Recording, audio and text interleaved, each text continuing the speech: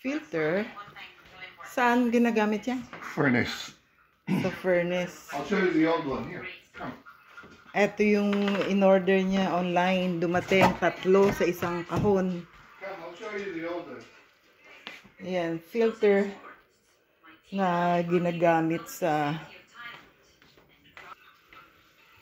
Punta tayo sa baba. Nandun daw yung luma. Makita niyo yung marumi.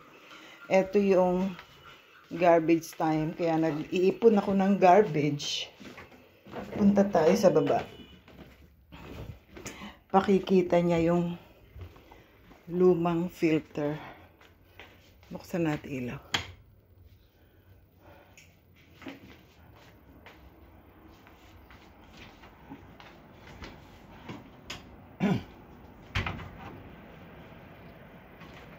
Diyan yung filter. Ano yan? Heater? Ito yung aming furnace. Ayan yung luma. Yeah, dumi. Ayan yung dumi. That's since 2022. Nagri-ring ang telepono ko. I think it's mine. Ayan, ganyan niya nilalagay. Yung filter. Fini-filter yung dumi ng bahay. Yan ang furnace. Yan ang heater sa bahay. Thermostat. Ayun yung water heater. Wala nang ano yung tawag doon? Drum? Ano yung heater ng tubig dati? Water heater. Yung malaking drum na dito nakalagay dati. The water heater. That's the water heater. Ngayon, now. ang water heater, yun na, bago na. Anong, may tawag dyan? I forgot. Yan ang aming laundry. Ito yung washer. Ito yung dryer. Diyan dinadry ang damit. March 30, 2022. So, 1 year siya nung 23. About 2 years. So, ganun ba talaga? 2 years ang gamit or No, how many? They want to change every 6 months. Oh, shoots. With this, I'll deal with this one. I'll deal with that one. Yes, I have to check who called me.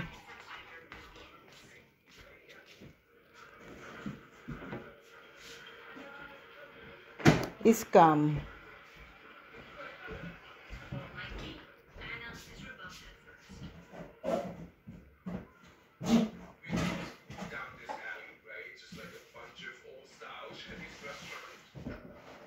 One 780-722-468. It's a scam. Ayan, nakalagay yun. Suspected scam. Oh yeah, that was yesterday. It's empty now. And this one too. My compost. See what I did. Kung anong ginawa ko sa labas.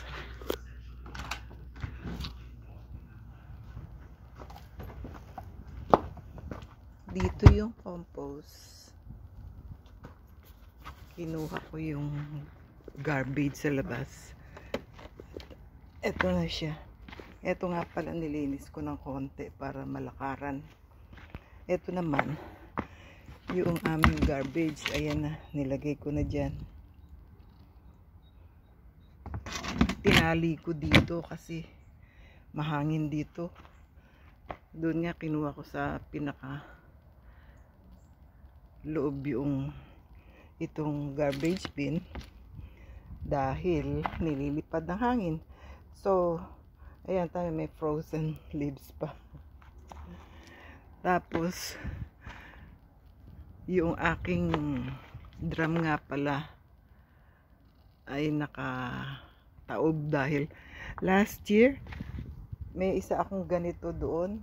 Puno siya ng tubig, umabot ng winter. So, ang ginawa ko, pinalitan ko ng mas mababa dahil yan ang available dito sa akin. Masisira pag na-frozen ng yung puno ng tubig yung drum. Nasira yung drum. Nasira yung bang nabiyak. Tinapon na. Yan ang aking bago ngayon. Sahuran ng tubig yan eh. Pag umuulan ng summer. Mayroon pang dalawa dun sa likod ng sunroom. May dalawa. In-empty ko rin. Tinaob ko para hindi siya mapuno ng snow or water dahil nabibiyak na sisira yung drum. So, yan ang aking karugtong na video today. Ito nga palang ito. Nakadikit yung takip. Nung nilagay ko yung compost ko. Ayun, natanggal na ang ano. Ito yung aking panlinis dito.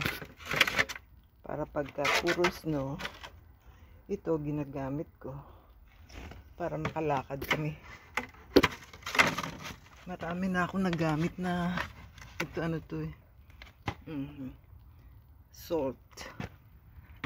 Nilagay ko sa harap ng bahay para hindi madulas yung mailman. Ayan na. Maaraw. Sana mabawasan yung snow rito. Kita nyo yung steps ko. Kinuha ko yung tali na yun sa ano eh, sa sunroom.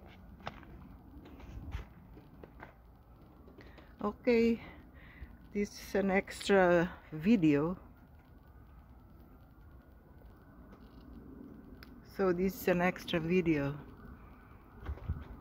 for today. Bye now. Bye-bye.